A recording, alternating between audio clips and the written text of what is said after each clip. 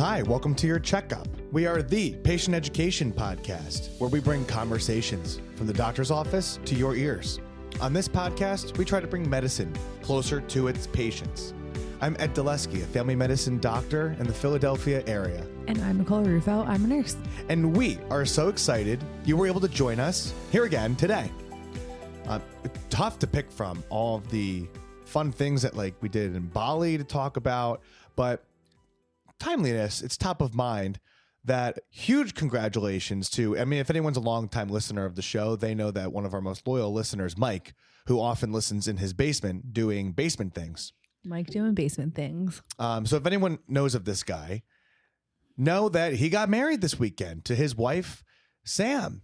And we are so happy for them. This was an awesome wedding. They're so easy to celebrate. They're some of the kindest people.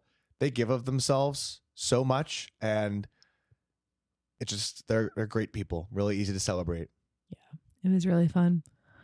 No notes. Food was great. Vibes were great. They looked great. They did. And I can confidently say it is better, way better of a time to attend a wedding as a guest. Oh, yeah. Than to be the couple getting married. Yeah. And I think... Not that, we didn't have fun at our wedding. We had a lot of fun. We had a lot of fun at the wedding. And it's different. Yeah. Yeah. It's a very intense day. You can hold space for both things. Totally. Look at you. All the hip lingo. Yeah. It's it was the best day of my life, and it was stressful and intense. Yeah. But this, there were no wedding parties per se. They had a best man and a maid of honor, but no wedding parties. So you just show up as a guest and you just have a grand old time. It was close to home, which is good. Some of our friends really had to travel. Probably no more than 2 hours, but we had an electric legendary table. That was awesome. Table 9 was great. Table 9 was awesome. And look, if you guys listened last week, I was dipping my toe in expressing myself by making videos. Now I'm expressing myself all over the place, and I might have to reel it in a little bit. That was no pun intended. Never reel it in. You like them? I do. They're so funny. I look forward to them.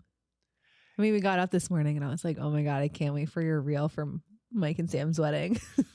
I hope it met expectations. I hope I'm not making expectations for myself. When I have free time, I'll do it because it's fun. And I feel posting pictures with captions is fun and nice, and you can do it that way. But I don't shut up. That's why we have this podcast. Mm-hmm. That's why I make a video to do voiceovers of the photos and videos that we have.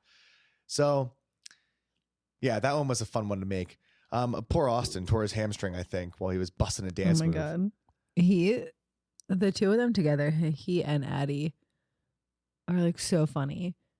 Oh, they really are. Yeah, they have such an energy to them on the dance floor. On the dance floor, Addie's hilarious. I think honestly, if she wasn't she obviously was invited to our wedding, but she's one of those people where you would hire her to be a guest just to get the party going and oh yeah, be electric on the dance floor. Her walk down the runway. Oh my God, it was so funny. Yeah. It was so it was just so great. I'm so glad I got it on video. It was just her posture, her pizzazz, just everything. Yeah, she's got the pizzazz. It was the pizzazz. Austin is the pizzazz too, and a dump truck. But the way he was able to just get on the ground, he would crouch down and bounce up and crouch down and bounce up, and he's a little meatier than that other guy who was doing it. The other Mike at the party. Oh yeah. Mm-hmm. He was doing it, but he was like a pencil. He was just bouncing up and down like a pencil on the ground. But Austin's more like a marker, one of those thick dry erase markers. Thick. Yeah, but handsome. But thick but handsome. Yeah, I think write it on his tombstone. Thick but handsome. I might send this to him and let him know, hey, we talked about you. He's been the forefront of my mind for the last 3 weeks. I don't see the guy all that often, but now I saw him a couple weeks before the wedding, saw him at the wedding, see him a couple weeks after the wedding. Lots of Austin in my life recently, and I'm not upset about it. Yeah. Oh, braised brisket. Like they let you know 8 hours braised brisket at the event. It was kind of like a go up and get your food buffet style. That was delicious. I loved that. I thought they were short. It was short ribs. Is that the same thing? Is it? I don't know. We're not like meat and names really always kind of get me. Like we just figured out last year that like sirloin is the name of a meat that we like. Well, I knew that. Well, yeah, there's a special I'm place not with you in that school boat. for people like me. Yeah. No, well, I'm just figuring it out. And short rib, or what did I call it? Brisket. Brisket. Like I'm not sure which one it was. It was delicious. Maybe Mike can chime in here. Yeah, the food was great. I loved it. And then like all of the people working were great. Let's see. The DJ was funny. He had like 3 songs when he was transitioning from dinner to the like the dance portion. And it was like the bride and groom and their best people out there, maybe her sister and her boyfriend, and like they were dancing out there. And like I know Mike got worried. He was like, oh, I thought he wasn't gonna pull through. No, it was so fun. But it was so fun. Yeah. And like there was plenty of dancing time. I think it was like 2.5 hours of dancing time. Mm-hmm. Like by the end, I was tuckered out. I was like a little like I was like, my feet were hurting. Your feet were really hurting. When you say your feet are hurting, that probably meant that like they were on fire because you're tough. Yeah. Like I got one little blister at our wedding and I was like, oh, I'm out for a month. I'm out. I'm still taking you up on your foot rub offer that you yeah, you offered did up like earlier. so much around here. Like so many wifely things. Like clean the entire fridge, put our groceries away. Yeah, you're getting a foot rub. I love cleaning the fridge. I gotta do the freezer next. Yeah, you know. And then everything's like clean. Like I like cleaned the fridge. Like cleaned the actual fridge, you know? And everything's like nice and clean and fresh. Put the groceries away. New start. Really turning into my mother. Not a bad thing. Not a bad thing. Let's see. Great to see Dylan and Maria. Sat right next to them at the table. Got to catch up. Don't see them a whole lot. So Dylan's really funny too. He's hilarious. I felt like I was like dancing in a mirror of my energy on there. Yeah, he's really funny. Yeah. Like I took it to a new level and he went right there. Or he took it to a level and I went right there. And I reflected on my behavior of like, you know, the style of dancing I was doing. And it was a personal thing, you know, it wasn't like a work event, but like I was getting in there. I was burning a hole in the dance floor. But enough about me. Yeah, Dylan also happens to know every lyric to every wedding song. He really does. Yeah, confidently too. Like I'll say like, oh, I know like a bunch of words, and then like, you know, the part that I don't know comes on. I like turn my head to the side and I try to hide, or like you start mumbling a little bit. No, this guy has studied. He knows. It's impressive. It's impressive. He really knows like every lyric. What else happened? Oh, poor Karthik. He was so jet lagged. Yeah. He should have listened to last week's episode. Do you think he did? Do you think he was a good friend? You know, I think he is one of the biggest supporters. You know, he was always posting this on his Instagram stories, and he's always listening. Like, real shout out to the people who come back every week, truly, and like actually demonstrate their support by listening. We are honored. He's one of them. But I mean, the man, just think about how we were. Like, we were jet lagged coming back from Bali ourselves. You probably still are. And this guy showed up, and he was in there. He did. He was present. He was present. He was doing as best he could. And then he had to take her to the airport. 4 a.m. Yeah. She had an early flight. Yeah. Busy. So we went to Trader Joe's today, and we haven't been there in a long time.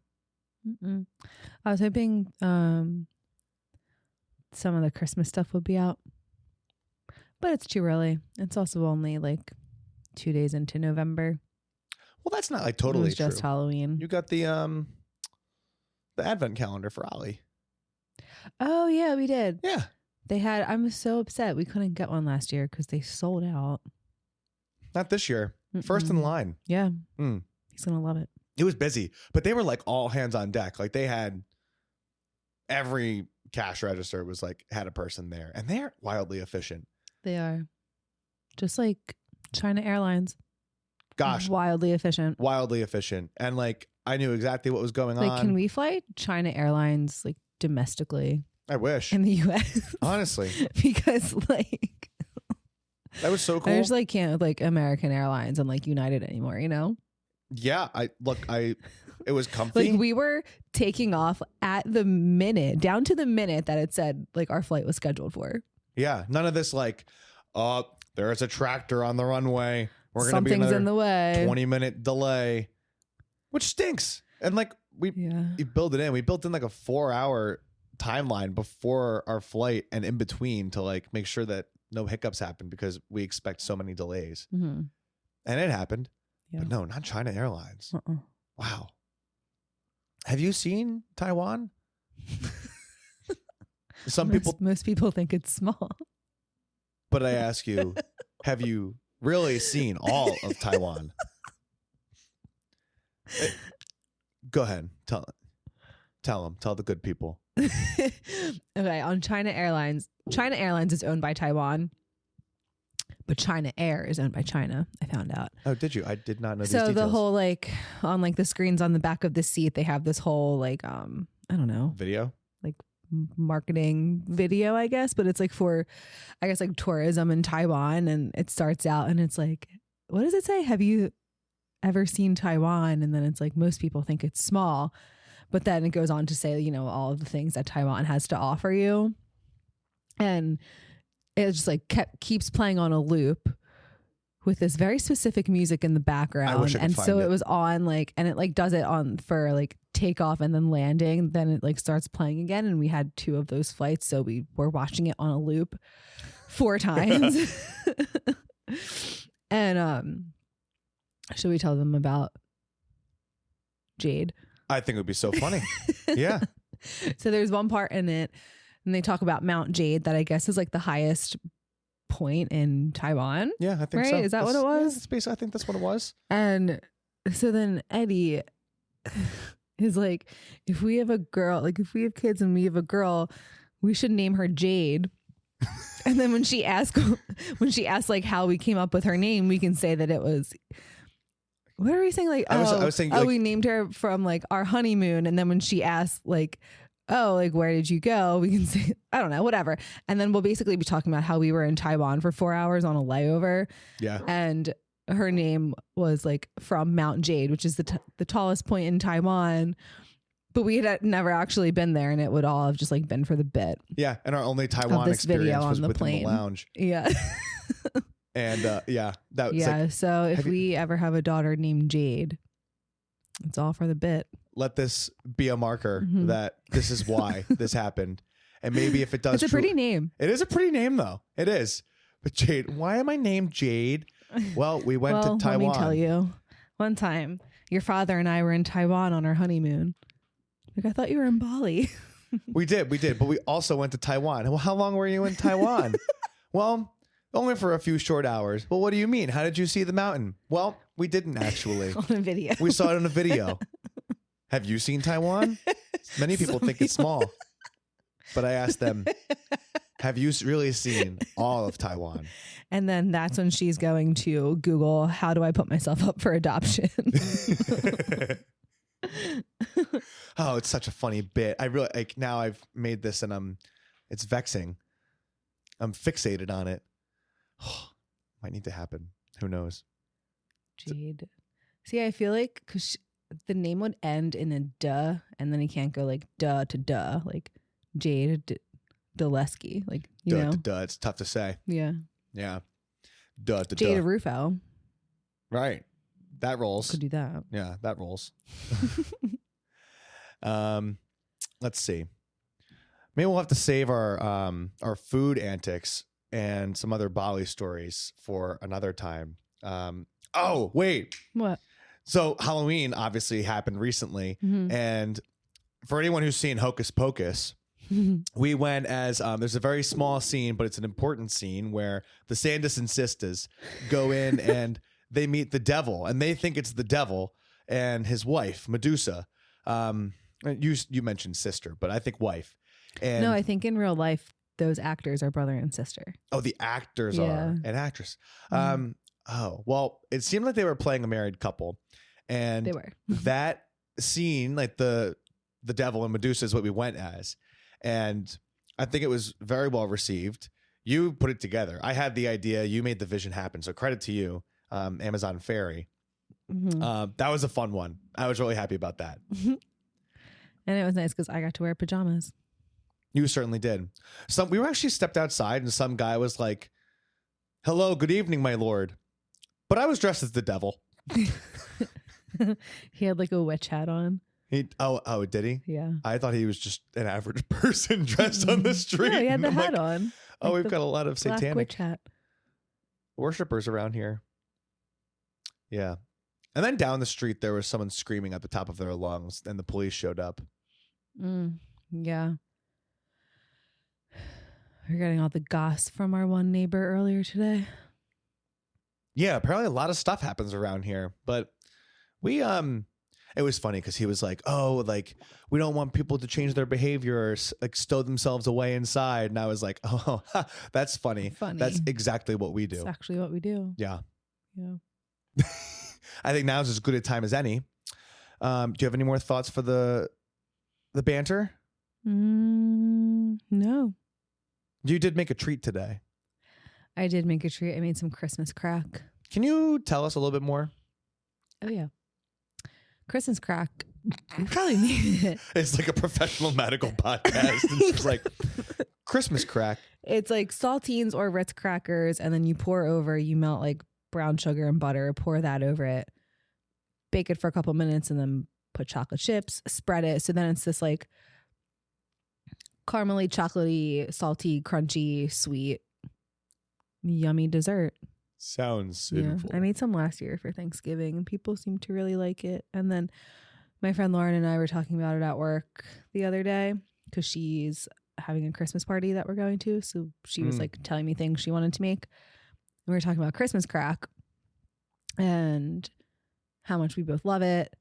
This was actually on Wednesday when you were working late, and I was like, "Oh, I might make some Christmas crack for like a little girl dessert to go with my girl." I usually have girl dinner when you work late on Wednesdays. Oh. But we didn't have enough chocolate chips, so I decided to make it this weekend. Okay. Because we were talking about it, and I've been wanting it. Are we going to enjoy that tonight? Yeah. Is that a thing? Oh, sweet. Wow. All right. Well, now that we're a healthy amount into the show, giving them a lot of stuff to think about, what are we going to talk about today, Nick? Well, today, to keeping topical with daylight savings time, we are talking about seasonal affective disorder.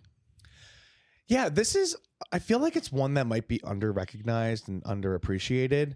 But it is that time of year again, where people wake up and it might be dark or a little less dark in the morning, but you probably get back from work and it is dark if you didn't step outside before 5 p.m. Everyone feels a little off because the clock's moved back an hour. You may feel like you're getting up a little earlier than normal, or maybe a little tired earlier in the night, and just overall a little less sunlight. I think the struggle is real. Mm-hmm. And when this time of year comes around, as the days get shorter, this fogginess or that heavy feeling that creeps in may not be just like winter blues or just something you feel like. It could be something more significant. And that's why we want to spend time talking about this today, called Seasonal Affective Disorder, aptly shortened to SAD. SAD. We're hoping to tell you what it is, why it happens, and what you can actually do that's simple and not medicine to try to feel better. So, Nikki, can you tell us a little bit more about what seasonal affective disorder is? Seasonal affective disorder is a type of depression that follows a seasonal pattern. So basically what it sounds like. And it usually starts in the fall or the winter when daylight savings time happens. There's less daylight, and then it kind of lifts in the spring. Also kind of coinciding with daylight savings when the time changes and we have more daylight. Yeah. So the for the symptoms to count as seasonal affective disorder, they need to actually show up for at least 2 winters in a row and clear up when the seasons change. So keep an eye on that if you're curious about this, and that would be an important thing to tell whoever you're working with on this. But it's really more than just like a bad week or feeling bummed out for like a day or two. It is a real pattern. So that's something to keep in mind. For some people, this is very real. It can interfere with their function, with their daily life, work, relationships, motivation, and even appetite and sleep. So there's going to be a really significant thing that is probably under-recognized in truth. I feel like, well, yeah. But then I also feel like everyone just like says they have it. You think? You know? Like, oh, like my seasonal affective disorder. Like, no, it's just dark out. True. So it does You're seem like otherwise like functioning normally. Yeah, that's like, I don't like that it's dark at 4:30 either, but like I'm fine. Yeah. What I usually like to do, a little like aside here, is when people are talking about a symptom, they may be experiencing that symptom. So like in this instance, it would be like sadness or decreased mood and disinterest in doing things concerning for like things that look like or masquerade around as depression. But then how do those symptoms affect the functioning and like what you're actually able to do? And that's a big bridge. Usually people are pretty surprised. Like sometimes if I ask them and they're like, oh no, I feel this way, but I'm functioning fine. It's important that you feel that way, but if you're able to function, it's at a different level. Sometimes people take it for matter of a fact though. And they're like, oh yeah, I feel this way and I haven't been able to do X, Y, and Z. And I'm like, oh, so like in that way I draw that line for them. And I'm like, oh, you really have not been able to function and like physically do things that you need to do. Yeah. I feel like it's one, I feel like there are a handful of things people like softly, like quote unquote, self-diagnose themselves with. And I feel like this can be one of them. This might be sometimes, popped in there. Yeah. Like when people are like, I have OCD, like, no, you're normal and you're like, your house to be clean. Like, stop. Like, yeah, no, like, you ate too much bread. I'm bloated. Oh my God. I can't have gluten. I have celiac. Like, I have celiac. Like, you don't. That does happen. People do jump to conclusions a lot of times. And that, they're valid questions and thoughts like you should bring up to your clinician, but like, don't do it yourself. Like if your car's rattling, unless you're Fran, you're probably gonna take a look at it yourself, like your brother. But like if your car's rattling or shaking, like mine was, oh my God, I don't like take it myself. And I'm like, there was nothing wrong. They told me there was nothing wrong, but like I brought it to the mechanic and had them tell me that. So that's just kind of the thought here. Anyway, I digress. That was. So Nikki, can you tell us how, what do people normally notice when they have seasonal affective disorder? So it can look a lot like depression. So having low energy, low mood, general kind of just like loss of interest in things maybe that you used to do.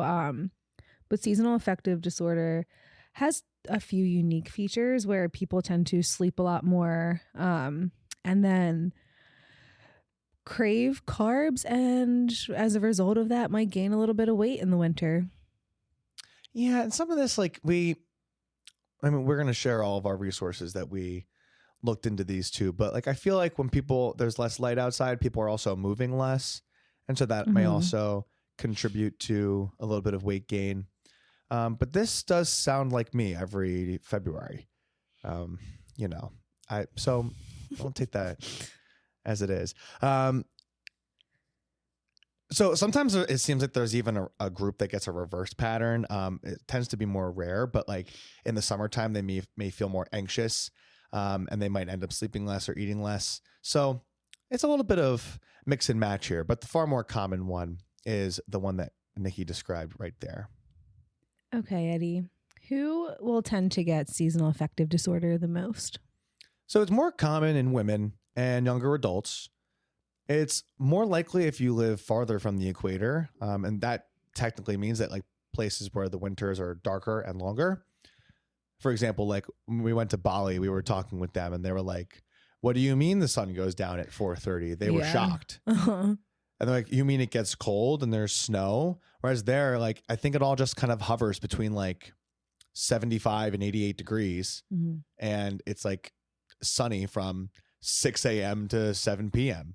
pretty much all the time. So Just summer all the time. yeah, so they're close to the equator, and that's what that means. In the U.S., around 1 to 5% of adults experience seasonal affective disorder. But like you mentioned earlier, many more people claim to have milder seasonal dips in mood that may not reach the threshold of like a formal diagnosis of SAD. So basically, if you're living in the Northeast, you know someone with this. Probably.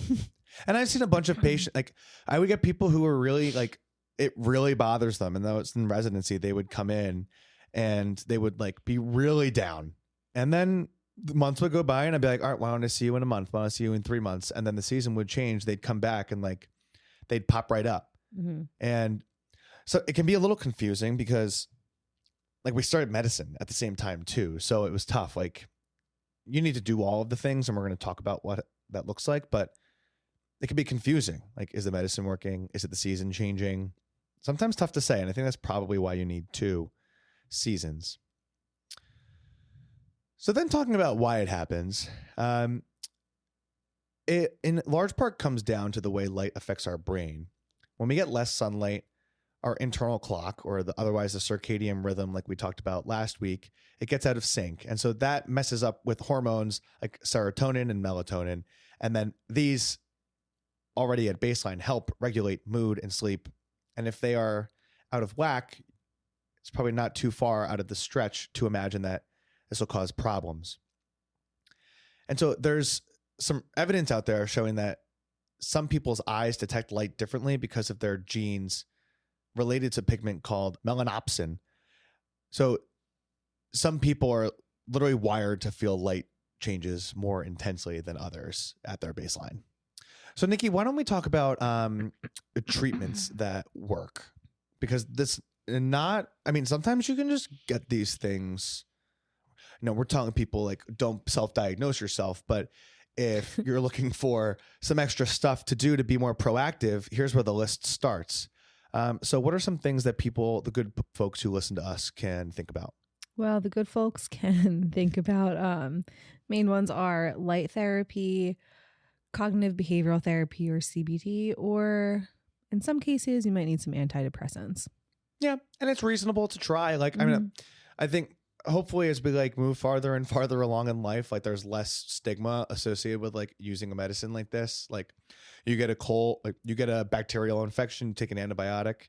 You have depression, you take a medicine for it, but to each their own. Light therapy. That's the one that I found really interesting. This is something that you can just easily buy. It's kind of with a special lamp. The idea is that you sit near a 10,000 lux light box for about 30 minutes each morning. And it essentially tells your brain like, hey, it's morning, wake up. And it helps reset your rhythm. And many people I've thought notice about getting one of them before. Yeah. I mean, it's an easy thing. I was kind of, when we were preparing this, I was like, I mean, we get up really early at 5 and it's always dark. And part of me is like, do we put it in the Pelly room? Like, I mean, maybe. I had thought about getting one when I was working on the floor because like, well, like you leave for work, it's dark out, and then you leave work and it's still dark out. Mm-hmm. And then I was like, when I was reading like what to do and stuff, I was like, I'm not waking up another 30 minutes when I already have to leave for work so early to sit in front of this light. Right. Here I am in this light, trying to enjoy my coffee, getting blinded by it. But most people notice an improvement within a week or 2. So honestly, it's something that, I mean, should we get one? Let's see if we can. I think you can get them on Amazon. I'm seeing different things. I'm seeing one. I mean, like, oh yeah, Happy Light. That's like the big one that's like marketed a lot. That one looks like it's $40. Is that I'm seeing that right? Mm-hmm. That's the overall pick on Amazon. Happy Light. Yeah, you just like clip that onto the treadmill in the morning or the bike. and then let it ride. Might not be a bad idea. We're not divulging ourselves to you guys saying that we have it's seasonal like affective little. It's disorder. like a tablet size. Oh, that's small. You can put it on a nightstand. Could probably like hook it up to turn on at a certain time too. It's an interesting concept. So we're looking at like $40 here is what I'm seeing, which there are also more expensive ones. Maybe they have more perks or things, but like the $40 one has like 8,500 reviews compared to more expensive ones, which are like 600, 100. So it's just something to think about. That's an easy one to get started with. There are medications. I'll save the name just because I don't want people running out there, like running to their doctors to be like, I need this medicine. But there are medicines that you can give that might help, and you can start in the early fall. And if this is like a well-known thing that you have, you know, maybe in that third season, you figure it out and you're like, oh, maybe I need to start this medicine preemptively to make sure I can take care of this. And sometimes people pick up their therapy sessions at a higher rate when the sun goes down, and people can identify the negative thought patterns and plan ahead for these hard months. But like nothing's one size fits all. Nikki, are there lifestyle tips that we can just remind folks of that will certainly help them, but like maybe harder to do when it's darker outside? Yeah, there are pretty simple changes you can make. The first one, if it's possible to get outside early in the day, even if it's like cloudy, just, you know, when the sun is up to get some light, or maybe even if it's not early in the day, like if you can like go for a walk during lunch or something to, you know, I might start doing that. Get outside. We go for walks all the time at work. It's a mental health walk. Yeah. It's like splits your day up. My like lunches. So people usually show up like, so I have like every 20-minute visits. You know that, but they might not. And that there's like an 11:40 slot. And my lunch is like technically supposed to start at 12, but it like never does unless that person doesn't come or that slot isn't scheduled. And then I'm probably wrapping up and trying to catch up on my morning. So like in a perfect world, it would be really cool if I could do that. It might not happen, but like there's times I'm going to be like leaving even this job, like leaving in darkness, and coming home in darkness. So I probably want to get outside a little bit. So I get it for all the folks out there who are like, I'm using the word folks a lot. I don't love the word folks. Yeah, when did that start? Today. I don't love the word folks, but here we are. Here we are, folks. What else can we do? Let's see. You can try to keep your regular schedule, stay active, and staying social is really important. So you're not in an isolation of darkness and depressingness. Yeah. We were talking about this today, like having a sense of, I mean, like, we are obsessed with each other. So like we're never alone. Yeah, it's sick. But having a sense of community in some way, shape, or form is nice. Like you like see friends that you haven't seen in a while. Like you saw like all your friends at the wedding and you probably were like, I mean, I saw them yesterday and I was like, wow, like I love these guys and I miss them. And so like having some sort of like, I don't know, Meg has a book club and that was really cool. They like all meet once a month and they like talk about the book or the audio book. And I think that that's great. So like you could do something like that. Or if you have like a club that you go to, or the gym. Sometimes people like go to classes at the gym. 2 birds, 1 stone, or 2 birds, 1 scone for the people who are bird enthusiasts. What? A scone? Yeah, you know, there's a school of people out there who don't like saying like killing 2 birds with 1 stone because it's like harmful to animals. PETA is going to come for you. Yeah, no, they're coming after me. So then the alternative statement, which I hope that nothing gets clipped and is only me saying 2 birds, 1 stone because they think I'm going to murder birds. It's funny, like murder of crows. Murder. Why am I saying murder so much? Yeah, just keep Crime. going. Crime. Feed 2 birds with 1 scone. Oh, feed 2 birds. Yeah, okay. but I just truncated it in the front, so like I normally do, and like tried to communicate something that just didn't work out. Yeah, typical me. Well, now I understand. Thank you. You're welcome. Yes, even this could be even as simple as like meeting a friend for coffee or someone regularly. A quick highlight on like when to get help. If you notice that the same pattern is happening every year, your mood dips, you're more tired, you're not yourself, it's probably worth bringing up to your doctor. I wouldn't say like go to your physical or just like show up and meet a new doctor and say like, hey, I'm here. And like, you should bring it up, but like maybe expect a follow-up appointment, I would say. Yeah. Because you can't. Well, it's also hard to meet, like, even if you're already established with your doctor, to go to them one time and say, I guess unless it's like very, very severe, but to, you know, go to them one time and be like, hey, X, Y, and Z. I don't know. Oh, it's tough. Right? Yeah, right. Like for someone to listen to you, because you have to be like, I'm worried I have this, and then not feel like you're getting blown off and be like, I've noticed for the last 2 years, like that I have felt this way. Mm-hmm. And then they're going to have to jump in and be like, oh, maybe it's this thing. And I don't know, there's like opportunities for misdiagnosis or like trying to cover so much in one visit. So, you know, do the best you can. That's why we do this kind of thing, so you can prepare for your visits better. So the long and short of it is that seasonal affective disorder is real. It responds to treatment.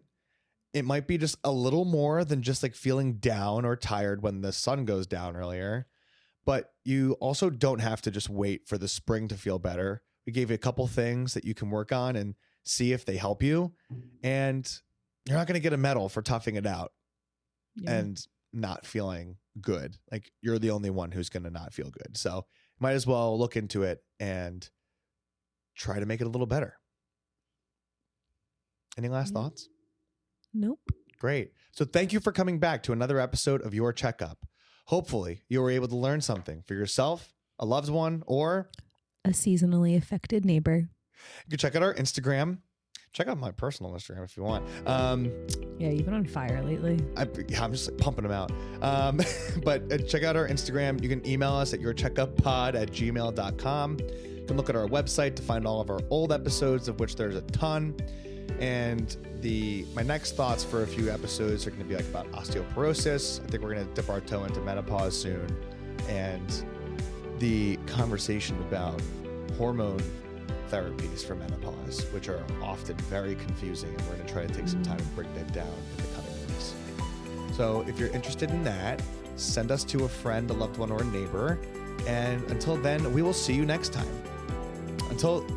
But most importantly, stay healthy, my friends. Until next time, I'm Ed Dulesky. I'm Nicole Rufo. Thank you and goodbye. Bye.